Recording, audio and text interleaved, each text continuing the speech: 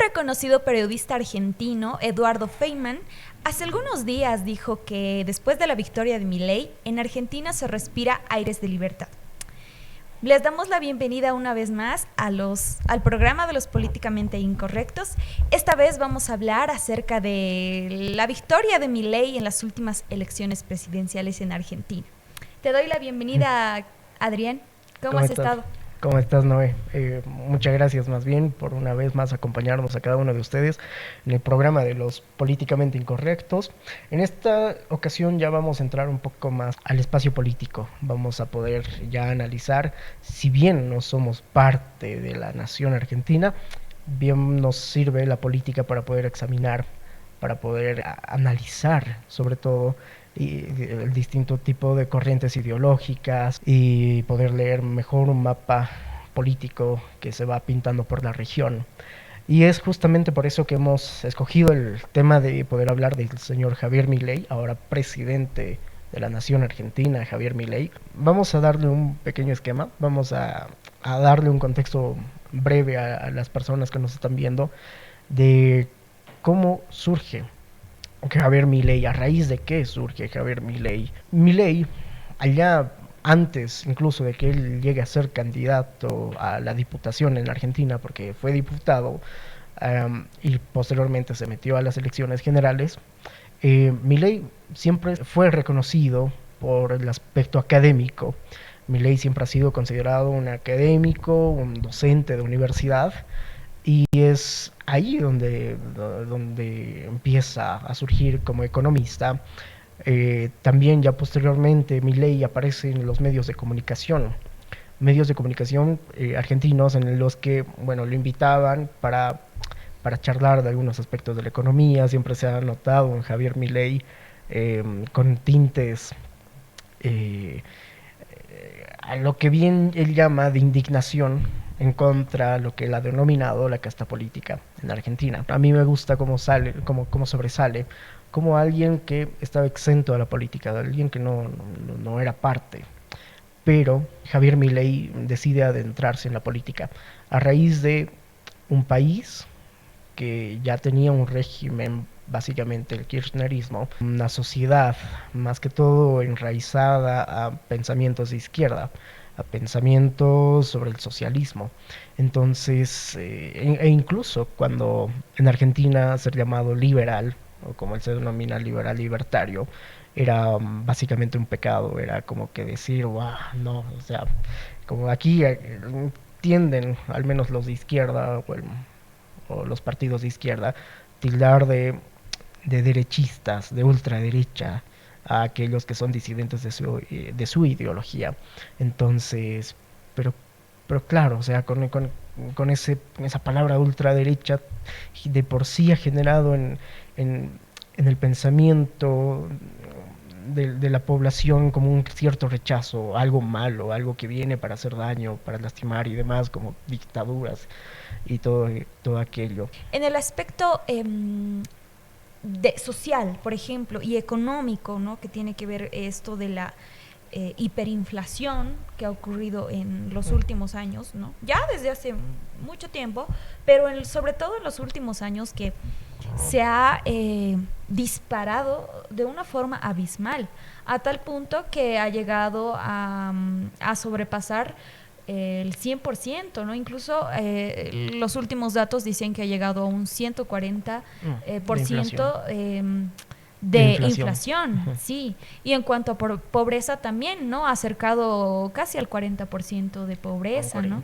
Sí. Entonces, ¿cómo es que Argentina pasa de ser un país tan rico, ¿no? En sus años tan sobresalientes, se podría decir una potencia a nivel Latinoamérica, primer mundo, ha bajado tanto, se ha reducido tanto en cuanto a su economía, a nivel social y político incluso, ¿no? Y en el aspecto político podemos decir que como el kirchnerismo, los socialistas se han querido totalmente empecinar en quedarse en el poder. Excepto en esos años en donde Macri ha ingresado como presidente, ¿no? Pero de nuevo vienen y pues se establecieron nuevamente en el poder, y eso es lo que quisieron hacer igual este último, cuando su ministro de Economía de Alberto, Sergio Massa, se postuló como candidato, ¿no? Entonces, detrás de él también está el mismo kirchnerismo, socialismo y toda esta gente, ¿no? Que tantos años han estado. Sí, justo cuando nombrabas a Massa, me acordaba como él antes tiraba palo al gobierno de turno, que eran los kirchneristas, pero luego forma parte de, y llega a ser no simplemente alguien adherido, algún político adherido al pensamiento kirchnerista, sino que llega a ser ministro, ¿no? El ministro de Economía. Correcto. Y el destacado economista que lleva, bueno, en realidad ni siquiera economista, pero peor, el destacado abogado que ha tardado más de 20 años en poder salir de la universidad para poder ser ministro de Economía. Y, y ahí está como que, bueno, ¿dónde empieza la corrupción? Donde aceptas un cargo que no es competente para ti, donde no estás llamado para eso. Un abogado, si bien puede desempeñarse también en lo económico, financiero y demás, pero no es su área como para poder llevar la cartera de un estado. Y bueno, ahí está la consecuencia, si no se va a poner gente realmente preparada. Lo que estalló con un 140% de la inflación. Y si bien en 2018 Argentina había podido sobrellevar la discusión del aborto y demás, ya en plena pandemia se trajo a discusión otra vez el tema del aborto, y para como un humo político, una cortina de humo, decide charlarse, bueno, en el tema del Congreso, se hacen los problemas y termina ganando el aborto, termina ganando el sector radical feminista, que ya, bueno, en Argentina podría decirse que son un poco más imponentes de lo que representa el feminismo aquí en Bolivia, pero aún así sigue siendo una minoría. Pero entonces, bueno, se llegó a aceptar los caprichos de una minoría para poder dar una cierta cortina de humo a los problemas que estaba sucediendo en ese entonces. Entonces, vamos, Milei aparece en un contexto de una sociedad, sí, en decadencia, en un sistema de educación decadente, donde ya no solamente como también aquí en Bolivia, eh, que, que ya el sistema educativo no simplemente es un lugar, un templo del saber, como ya se comete el error de pensar que es así, o la misma universidad ya no es un templo de saber, sino que es un templo para poder moldear mentes, moldear personas, moldear conductas, moldear comportamientos. Entonces es ahí donde, bueno, llega un outsider de la política y se encuentra con un panorama de la gente cada vez más inclinada al, al sector del socialismo, más inclinada hacia aceptar a políticos como corruptos, y bueno, o sea, como que se vuelve el pan de cada día. O sea, a ver, aquí sin ir lejos, es como que, ¿qué estamos viendo ahorita? Pugna de poderes entre el más contra el más. Bueno, corruptos contra corruptos. Quien quiere tener acceso fácil al recurso del Estado, entre esos, o sea, los que nos están gobernando y los que nos han gobernado se están peleando por quién ahora va a entrar a robar. Y mientras la población está bien, gracias, encerrada en su mundo. Lo bueno de Argentina es de que apareció Milei, apareció con eso, nuevas ideas, nueva ideología, si bien lo han tratado de tildar de ultraderechista. Llegamos a una sociedad con un Javier Milei que bueno, está llegando para de alguna forma cambiar esa mentalidad, cambiar la forma en la que se da incluso los aspectos económicos. El aspecto económico, por ejemplo, lo que más ha resonado es cerrar el Banco Central.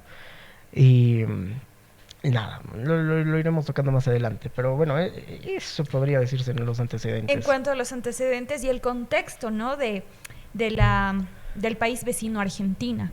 Entonces, por todo lo que hemos dicho anteriormente, podemos decir que Argentina ha entrado en una decadencia, no solamente económica, política, sino a nivel social en cuanto a lo moral, ¿no? A la pérdida de los valores, sí, y de ese estado conservador que antiguamente era, ¿no?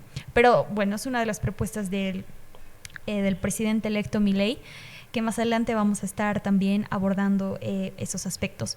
Ahora, entrando a esta segunda parte, el pasado 22 de octubre se celebró la primera vuelta de las elecciones presidenciales en Argentina. Y bueno, en el diagnóstico principal y primario era que Sergio Massa estaba ganando con un porcentaje de 36,68% sobre Javier Milei, ¿no? Entonces, se veía como que, ¿qué pasó? ¿No? Está ganando Sergio Massa y Milei está por debajo de eso. Pero ya en las últimas elecciones, el 19 de noviembre, sucede que Javier Milei es pues el ganador, ¿no? El que ha tenido la victoria y ha logrado la presidencia de Argentina. ¿Qué opinas del porcentaje de los votos? Porque sabemos por los datos estadísticos que Milei ha ganado con el 55,79% y Massa, a diferencia de Massa, que tenía un 44,20% de los votos, ¿no?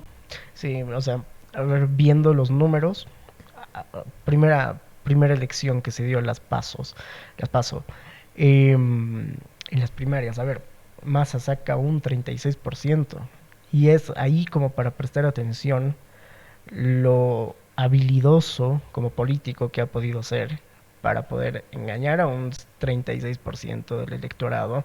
Y entre eso, claro, habrá un voto duro del peronismo, de esa tendencia que son más radicales, pero también hay otro voto que a pesar a ver, de donde viven, de su propio país, tienen un 140 de inflación y demás, que cada vez sube su moneda y no tiene un techo por lo pronto, no tiene un piso, por lo pronto no tiene un techo. ¿Y y es ahí cuestionarse? Aquí podemos notar cómo la izquierda ha tenido un rol importante dentro del juego de las ideas, de la cultura. La gente va a moverse a través de ideas, de ideologías, de creencias, de valores, de principios, etcétera. Entonces, ¿cuál ha sido, cuál es el fruto de ambos países, tanto, o sea, hablando de la izquierda, tanto en Bolivia y en Argentina, ha sido el saber entrar a las cabezas de estas personas y poder decirles, ¿saben qué? Con nosotros la economía va a estar manejada bien. Con nosotros te garantizamos que tus derechos, que esto, que el otro, los planes sociales y demás. Pero claro, cuando viene otro a implementar nuevas ideas, es como que no, satanizado, se lo sataniza. Entonces, en lo que pude observar en el tema del 36% de masa, si bien hay un voto duro del kirchnerismo, del peronismo, hay también aquellos que no son simpatizantes con el cambio, no son simpatizantes con las nuevas ideas. ¿Por qué? Porque a su cabecita les han metido, bueno, mira, ¿sabes qué? Si gana Milei va a venir por tus derechos, por ejemplo, como se decía, va a venir por tus derechos, te va a quitar esto, te va a... Entonces la gente ya sintió miedo. ¿Y cómo han logrado? ¿Cómo han logrado? Claro, porque el kirchnerismo está tanto tiempo como también el MAS está en el poder. Entonces, de esa forma han sabido adentrarse en el tema de las ideas, en el tema de la cultura propia de la gente, y es así que se ha podido consolidar un voto duro. Ahora, si bien sí se ha registrado que es el voto más bajo que ha tenido el peronismo, evidentemente sigue teniendo fuerza, con un 140% de inflación, tiene bastante fuerza, frente a un Milei que a la vez es trascendental el resultado, el presidente electo más votado de la historia, al menos moderna, en Argentina. Entonces, con el 55% del electorado. Ahora, ¿cuál era el techo? No techo, sino cuál era, por así decirse, el voto más duro que tenía Milei entre alguna forma. Era un 30%. Era un 30% que ya estaba decidido que iba a votar por Milei. Gente que, contraria a las ideas peronistas, al kirchnerismo, que decidieron apostar a algo nuevo. Si bien se dijo que Milei, las propuestas que tiene son solamente plasmadas en los libros, pero no son aplicadas en la realidad, ahora sí vamos a poder ver realmente qué tanto de esas ideas que reprochaban que solamente estaban en los libros, qué tan certeras van a ser. Y el mismo Milei, incluso sin ir lejos, decía, no estamos aplicando tantas ideas nuevas, o sea, porque se han aplicado en otros países. Correcto. Entonces han tenido sus resultados. Y, y eso, entonces llega, por así decirse, es para tener ahí en vista el 46% de masa, pero el 55% de una población que equivale a, si no me equivoco, 14 millones de votantes que van por mi ley. Entonces significa que se requiere un cambio, nuevas ideas, nuevo liderazgo y demás. Y como te decía, o sea, mi ley llega en una circunstancia de que estas ratas no quieren salir, porque lo denominaba así, estas ratas no quieren salir del Congreso, del poder. Entonces, que se La queden. casta. La casta no quiere salir del poder, que se queden, porque nosotros vamos a entrar y los vamos a sacar a patadas. Y ha sido básicamente, bueno, básicamente es lo que se esperaría que se haga. Entonces, básicamente, Milei entra con esa intención de barrer a la casta política. De alguna forma llega a adherirse, de alguna forma llega a adherirse a al macrismo, a Patricia Bullrich, para poder fortalecer. Y eso es loable. Eso es loable porque al final él decía, no, no estoy en el mundo ideal que yo quisiera. Por lo tanto, yo voy a tener que hacer cosas o aliarme a ciertas personas y no por cuestión de preciosismo entregar nuevamente el país al socialismo, al kirchnerismo y que estos se eternicen. Entonces ha sido una decisión bastante loable y pues nada, ha salido realmente bien las estrategias políticas de parte de Milei en ese aspecto. Pienso que los políticos también aportaron, ¿no? Aportaron mucho cuando Bullrich y Macri deciden apoyarlo, ¿no? Al final, porque durante la campaña hubo como que ahí algunas rencillas, ¿no? No eran tan considerados, ¿no? Con las propuestas de Milei, pero ya más adelante lo apoyan, ¿no? Y es cuando Milei en su discurso presidencial después de su victoria y anunciar los datos oficiales, él agradece de manera pública a estos personajes Macri y Bullrich, ¿no? Y ahora cuando hablas de el porcentaje de votación, se ve que hay dos sectores de la población que votan por Milei. ¿Quiénes son? Un porcentaje de la población, una gente joven, ¿no? Gente joven, gente que pues apuesta por la revolución, quiere cambio y también que se caracteriza de alguna forma por la rebeldía, ¿no? Quiere ese cambio y pues la gente joven ha votado bastante por Milei. Y el otro sector se podría decir que los evangélicos, ¿no? Este sector que ha apostado por Milei por el hecho de las propuestas en cuanto a las propuestas conservadoras, ¿no? En cuanto a no permitir que el sector LGTB pueda legalizarse, digamos, de alguna forma, o que estas enseñanzas puedan adoctrinar, ¿no? A los colegios, a los niños, e incluso está en contra del aborto, ¿no? Entonces, creo que es ha sido una de los pilares fundamentales para que Milei pueda tener el voto de la parte evangélica, ¿no? De ese sector evangélico. Y bueno, pero habrá que ver porque no pienso que no por el hecho que un presidente propugne o tenga valores cristianos, conservadores, ¿no? No quiere decir que sea cristiano como tal, ¿no? Entonces, habrá que ver. Ahí pienso que hay cositas que vamos a ir analizando y abordando más adelante en cuanto a esto. Sí, en cuestión yo añadiría también un sector que al menos se alababan los contrarios a mi ley de tener de su lado a la gente pobre, a los pobres. También. Más bien los pobres eran quienes en mayoría votaron por mi ley. Entonces, pero claro, si se supone que el socialismo, con los planes sociales, que siempre del lado de la gente humilde, bueno, se vio que simplemente era puro discurso, fue un discurso para retener un voto duro. Y bueno, ellos seguir haciéndose de yates, de Ujú. viajes y demás. Entonces, no, le salió mal la jugada, se ve claro, gente pobre que no tiene los recursos, que no le alcanza, con la liberación de puestos, reducción del Estado y todo eso, entonces se espera que haya mejores aires. En el sector conservador, de pronto, y justo estoy viendo eso que pasa aquí en Bolivia, hay eh, más o menos como que una especie de que se quiere contrastar entre los liberales y los conservadores.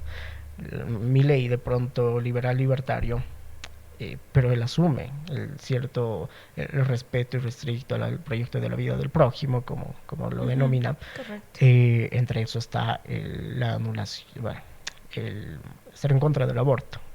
Eso bien va a simpatizar con el sector conservador. Algunos tratan de deslindar a al liberalismo con la derecha, pero al final hay que reconocerse en una posición. Si bien los liberales pueden estar al centro y al frente, mmm, no sé si sea bueno como que agarrar y por cuestión de una suerte de preciosismo, de decir, no, yo por delante de estas ideas, tanto de derecha o de los conservadores o de izquierda y demás. Entonces, ese debate al menos veo que también se está empezando a querer propagar por acá, lo veo insulso. Más bien se tendría que incitar a una unión de aquellos que no se sienten identificados con la izquierda y más con la derecha y poder todos bajo un paraguas y porque en la izquierda nadie tiene temor de decir yo soy trotskista, yo soy socialista o comunista. Ahora hablemos sobre las propuestas que propugnó el presidente Milei. ¿Qué propuestas políticas, sociales, económicas ha puesto a la mesa durante su campaña y también después de su campaña, ¿no? Sería bueno un poquito ver si es factible, no es factible, es aplicable aquí mejor dicho, allá en Argentina, ¿no? O no. ¿Tendrá buenos resultados? ¿Tendrá un efecto positivo, negativo? Hablemos primero de la dolarización. A ver, ¿qué pasa con esto? Como Argentina está en una economía hiperinflacionada, lo que él propone es la dolarización, ¿verdad? Pero para esto significa que hay que conseguir dólares, esa inversión. Pero a la par también él está buscando la eliminación, la liquidación del Banco Central. Entonces, las reservas internacionales, las pocas reservas internacionales que tiene el Banco Central, se las va a inyectar al país argentino y lo que básicamente entiendo en su propuesta es dejar de imprimir los pesos argentinos, porque eso es lo que hace el Banco Central, imprime los pesos argentinos. Al no imprimir pesos argentinos hay cero o menor circulación de los pesos argentinos. Por tanto, los servicios básicos, la canasta familiar y todos los productos, ¿no?, que necesita el ser humano para sobrevivir no se va a elevar y no va a tener ese detonante económico, ¿no? Entonces, esto en cuanto a la dolarización y también en cuanto a cerrar el Banco Central. Pero aquí la pregunta es si realmente el hecho de dolarizar la economía argentina va a salvarlos o va a sacarlos de esa pobreza o de esa inflación. ¿Qué dices tú? Eso realmente sería, a ver, esperar a los resultados. Si bien Milei y su equipo económico se han encargado de hacer una serie de estudios, de decir, bueno, con el tema de las LELIQs, de los títulos, de los activos del Banco Central y todo aquello, sería esperar a ver qué resultados hay. Por ejemplo, ahora, a fecha de hoy, que estamos con el podcast, Milley para entonces ya se reunió con Bill Clinton, expresidente de los Estados Unidos, y de alguna forma podría decirse el que maneja los hilos en el gobierno actual de los Estados Unidos, ya que pobre Joe Biden a veces no sabe ni dónde está parado. Entonces, simplemente es eh, una suerte de marioneta. Se habla también de una inyección económica de parte de eh, Elon Musk, con, si no me equivoco, si no estoy mal en los datos, 100 mil millones de dólares para Argentina o 100 millones de dólares, si no me equivoco. Para Argentina, entonces lo que significa también la llegada de Starlink para, para Argentina, lo cual también ha tenido reacciones positivas por el lado del sector privado, de la inversión privada, poder invertir en Argentina. Para dolarizar la economía argentina, también se necesita una serie de reformas estructurales ahí, ¿verdad? Y eso no va a ser de la noche a la mañana, obviamente, va a tomar su tiempo, ¿no? Pero, y sé muy bien que los argentinos están conscientes de eso, ¿no? También lo han elegido estando consciente de eso, que no va a ser la mejoría de la noche a la mañana, que va a tomar su tiempo. Uno de los obstáculos que Milei tendría para dolarizar la economía argentina sería la falta de apoyo en el Congreso, porque tiene que aprobarse una ley de dolarización, ¿verdad? Entonces, como que ahí un poco se la tendría difícil. Ahí está, bueno, su capacidad, su habilidad, ¿no? De poder hacer alianzas.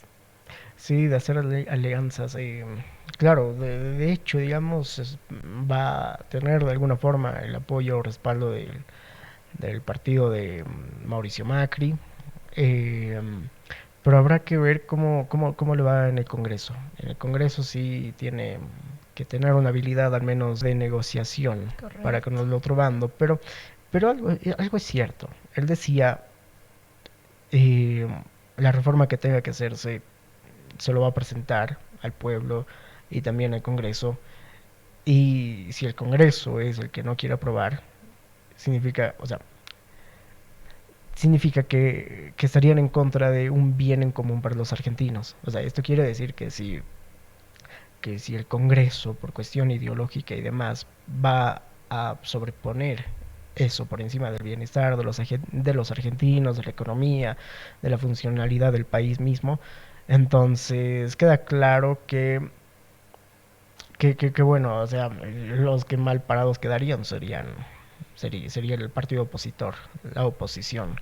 Entonces, habrá que ver, no es de la noche a la mañana, en evidencia tiene una reforma de 3 generaciones, lo que equivale al menos unos 15 años de gobierno, y claro, él como presidente puede reelegirse una vez más, pero luego tiene que tener sucesión, algún sucesor, un líder sucesor, y por ende que la gente acompañe estas ideas, que no lo dejen, que por 5 años luego vuelven porque en la sociedad es así, tranquilamente puede volver a quien los lastimó. Entonces habrá que ver en esa cuestión sobre el tema de la dolarización.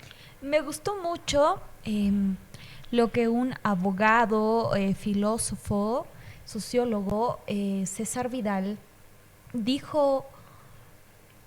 Hizo un análisis muy interesante porque él dijo, no sabemos si la dolarización que ha funcionado en Ecuador, Panamá y El Salvador, que están en esos países dolarizados, va a funcionar de la misma forma, de forma positiva en Argentina, ¿no? Entonces, es como que son realidades diferentes, ¿no? Y habrá que ver, ahí habrá que ver si realmente la dolarización es, pues, la mejor solución, ¿no? Bueno, el tiempo lo dirá. Habrá que ver eso en cuestión al menos de la dolarización. A ver, hay otro tema que es sobre el sistema del vouchers. ¿Has oído sobre el sistema de los vouchers? Sí. ¿Qué te parece? A ver, ¿cuál es tu opinión? El tema de los vouchers, Milei lo propone en el tema educativo, ¿verdad? Sí. Para que los padres puedan acceder a estos vouchers. Y pues de alguna forma también está hablando en cuanto a la privatización de la educación, ¿no? Es decir, que el Estado ya no va a administrar el sistema educativo como con nuestros impuestos se pagan, sino estos vouchers él los va a poner a disposición para que los padres de familia puedan acceder a estos, pero voluntariamente. No es que la educación sea obligatoria, Sí, ¿no? empezando de la premisa que la educación, por ende, no es, digamos, puede sonar mal, pero hay que darle un contexto. No necesariamente es un derecho, sino que es un bien económico. Un bien económico, ¿por qué? Porque, bueno, al momento de adquirir un curso, ya sea en la universidad, un diplomado, maestría, incluso el mismo colegio, es un intercambio. Eh, yo voy a... Ambos salen beneficiados, tanto la institución como en la contratación de maestros. Hay movimiento económico, paga por aprender. Entonces, ambos se benefician. En el sistema público es básicamente lo mismo, solo que, claro, el estudiante no es el que lo paga, sino que lo paga el propio Estado a través Correcto. de los impuestos. Ahora, lo que propone mi ley, si bien um, todavía no es privatizar, porque el Estado seguiría haciéndose cargo, eh, es una forma de darle competencia a las instituciones. Por ejemplo, eh, si lo traemos acá al contexto boliviano, el tema de los vouchers. Los vouchers, los vouchers podría verse como una especie de... A ver qué pasa, o sea, a ver, le quitamos el dinero, y esto pueden llorar los de la UMSA, los de las universidades públicas, pero es la verdad. Eh, si se va a centralizar el dinero, si se va porque el Estado mismo es el que pone dinero en las universidades públicas, entonces al momento de que ellos reciben los recursos, ellos son los que se encargan de repartirlo. Entonces, como tienen el dinero ahí y nunca les va a faltar, entonces están, o bien tienen los docentes, que bien ya algunas de las más famosas tienen siempre quejas en ciertas carreras de que hay pésimos docentes, son más dedicados al tema de la política, o a quedarse incluso dentro de la FUL, de esos centros de estudiantes, donde se ha visto el caso, no me acuerdo el nombre, Max Mendoza, si no me equivoco, Max Mendoza, que fue un dirigente universitario que se quedó estudiando igual que Massa, 20 años y tanto, casi como 20 años, pero claro, porque tenía una remuneración económica. Entonces, si ganaba también ahí adentro de ser estudiante, de no aprobar materias en la universidad, entonces eso implicaba que gasto para el Estado, por lo tanto hace un daño, se está pagando a gente que ni siquiera va a estudiar a la universidad, se dedica a hacer politiquería, a hacer sus movimientos, sus cochinadas, por así decirlo. Entonces, a ver qué pasa ahora si descentralizamos. Bueno, es que suena mal, claro, porque van a llorar. O sea, si se implementaría eso de alguna forma la UMSA llora, o las públicas. Totalmente.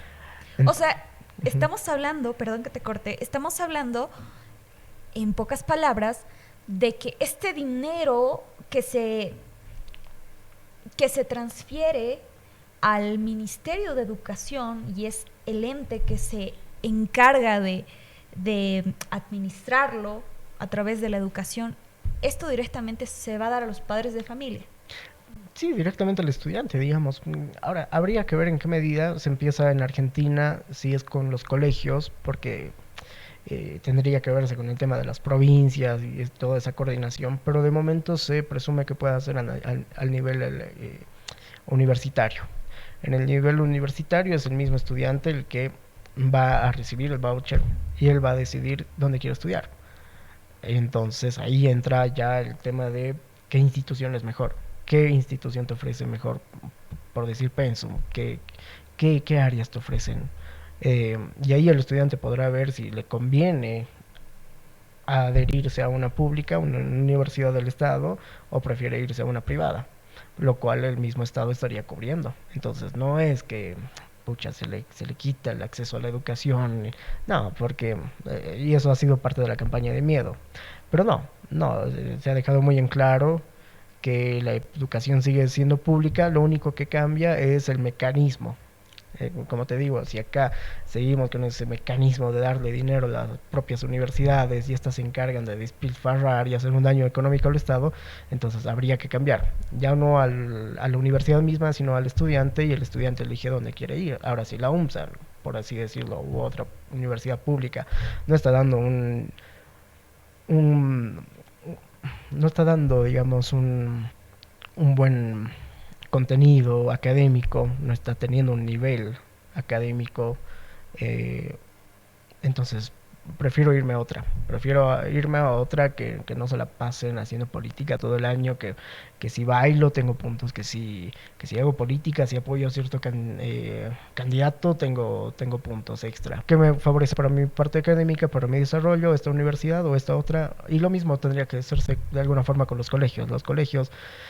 Claro, no vamos a hablar ahora de esos colegios que están muy alejados, las zonas rurales, que casi no tienen alumnado y básicamente podría decirse entran en quiebra si el Estado no los subvenciona. Esos deben de alguna forma quedar exentos hasta que haya un mejor avance. Pero los que sí son ya de la ciudad, aquellos que son más reconocidos, entonces tendrán que empezar a confrontar, bueno, no confrontar, sino a ofrecer algo mejor. Lo veo óptimo porque incluso aquí se vio un comunicado de la UMSA sacando un afiche, no sé si lo viste, que es sobre violencia, sobre géneros, sobre... Y es que es bien gracioso, a ver, te lo voy a leer. ¿Qué de bueno puede traer en hacer un taller de género, violencia y derechos humanos? A ver, el título de por sí suena interesante, derechos humanos. Ah, sobre el tema de violencias. Ya, de género, siempre. Pero a ver, vamos a ver cuál es su contenido. Su contenido es el lenguaje y el habla como una construcción del género. Ya está ideologizado. Posteriormente habla sobre cuerpos ignorados, cuerpos liberados. Otro de su contenido de aprendizaje, reflexiones, dice internautas conservadores al acecho. La proliferación de discursos conservadores, antiderechos, machistas, misóginos, no le entiendo, pero homo-transfóbicos, homo-lesbo-transfóbicos y demás. Entonces, para esto realmente se va a destinar recursos del Estado para que vaya un grupito de disque expertos en género, expertos en el tema de masculinidades y feministas. Es malversación, o sea, es un casto insulso. ¿Quiénes van a ir a eso? A esta suerte de taller. Van a ir pues aquellos que son minoría, porque en todo lado aquí al menos en Bolivia, en todos los departamentos son una minoría notable. Van a ir pues las feministas, los del grupo LGBT y ¿y qué? O sea, estamos destinando recursos del Estado para que estas personas vayan y hagan su exponencia, ideologizando obviamente a los propios estudiantes. Y no solamente, a lo que tengo entendido, van estudiantes de la propia universidad, sino van de otras universidades o quienes quieran adherirse. Entonces, realmente gastar para eso el dinero público es mejor como que ya se lo da mejor al estudiante, la universidad deja de hacer sus macanas de que ven a dar tallercitos de homo transfóbicos, que no sé qué, y ya, o sea, no seguir alimentando esa especie de idiotismo. Sí, honestamente me parece muy buena esa propuesta que hizo el presidente Milei.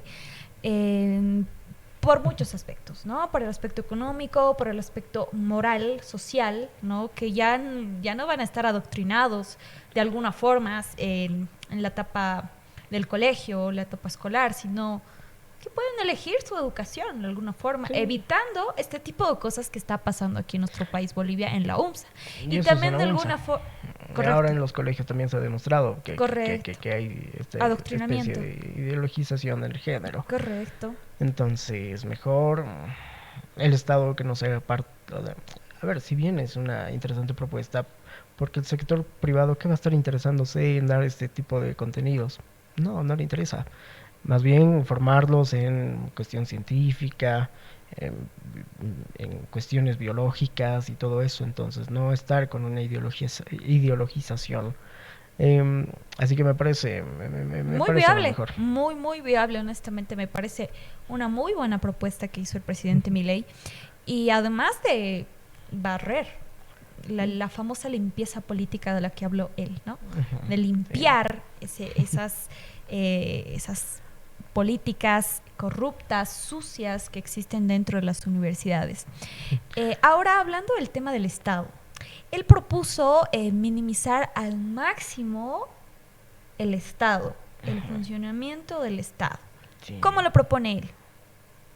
Que el Estado solamente debe funcionar, como función social, en dos cosas: seguridad y justicia.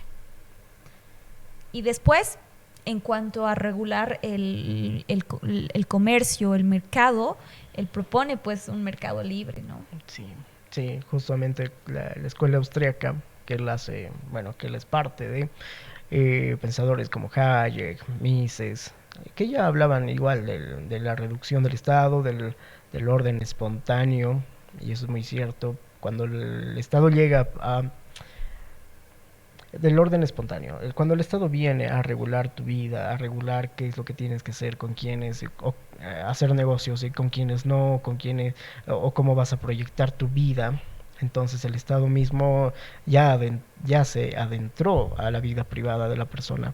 Por lo tanto, ya no hay una libertad personal, una libertad individual, sino que ya el mismo Estado se hizo parte de.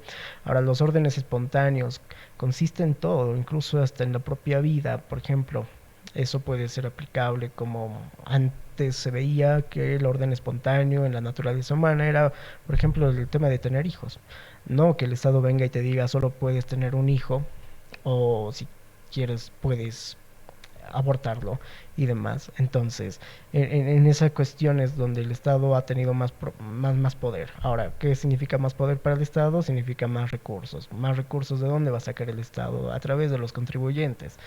Entonces, eso significa meterle la mano al bolsillo al contribuyente. Robar. Exacto, ¿para qué? Porque hay que prevalecer el derecho de las abortistas que quieren decidir sobre su cuerpo y que nada. Entonces hay que dar un poquito más de cuota de los impuestos. Vamos a crear nuevos impuestos para subvencionar esos caprichos.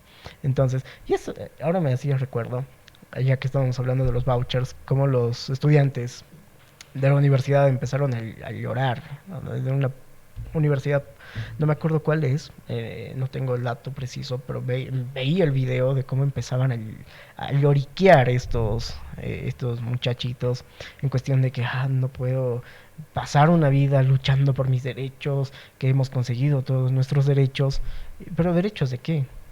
Derechos de los LGBTs y demás, del derecho al aborto. Bueno, esos no son derechos. Al final del día, quieran, perdón, o no quieran, son caprichos. Entonces los caprichos están siendo subvencionados por el mismo aparato estatal y por lo tanto habría que eliminar eso. Entonces ahí nuevamente vuelvo al concepto de Hayek, que decía los órdenes espontáneos, que no venga el Estado y decirte qué es lo que tienes que hacer. Entonces, eso implica la libertad individual que incluso nace para contrarrestar la monarquía y todo eso que ya es una historia muy extensa, pero, pero nada, como decía Milei, dame tu voto, no para darme el poder, sino que para darte a ti el poder de que tú puedas ser el arquitecto sobre tu vida y no el Estado que tenga que venir a decirte a qué te corresponde llegar a ser. Entonces, eso es muy que llama la atención, que claro, los izquierdistas van a estar ahí llorando, como ya se ha visto, por ejemplo, acá los traigo a colación, ya que estamos uniendo a ambos para hacer un análisis. En Bolivia, los izquierdistas, un García Linera que nada, que decía que antiderechos, que este señor denota una decadencia, denota un retroceso de 20 años para el país de Argentina. Y ahí yo me preguntaba, ¿y la decadencia que ha denotado su propio gobierno? El retroceso, y eso lo hablábamos en un podcast anterior con el doctor Gustavo Blacut, que era, si bien las primeras constituciones del Estado implicaban la marginación de un 90% de la población, la actual constitución política del Estado del 2009, bajo el gobierno del MAS, de Evo Morales, representa al menos un 60% de la marginación. ¿Por qué? Porque Ahora, si bien antes tenías que ser un dueño de tierras, tenías que tener propiedad y saber leer y escribir para poder votar, ahora necesitas hablar un idioma originario para poder ser eh, un servidor público. Entonces ahí se está denotando que hay una exclusión de quienes sí pueden y quienes no pueden. Entonces los retrocesos que implica incluso en cuanto a la cultura. Eh, en cuanto a la cultura vamos a volver a ver con el MAS se ha vuelto a la ideología supremacista todavía del indigenista, que es prevalecer la época precolonial, que descolonización incluso se habla, que ya vamos a estar tocando yo creo en otros podcasts porque es amplio, y, y se habla de la descolonización. Estamos hablando de retroceder en el tiempo, retroceder en, en, en garantías incluso constitucionales que se ha ido adquiriendo a lo largo de 200 años, casi 200 años que tiene la independencia, desde 1825. Entonces, eh, lo que representa el MAS en realidad sí es el retroceso. Y lo que viene a plantear mi ley es un avance, es dejar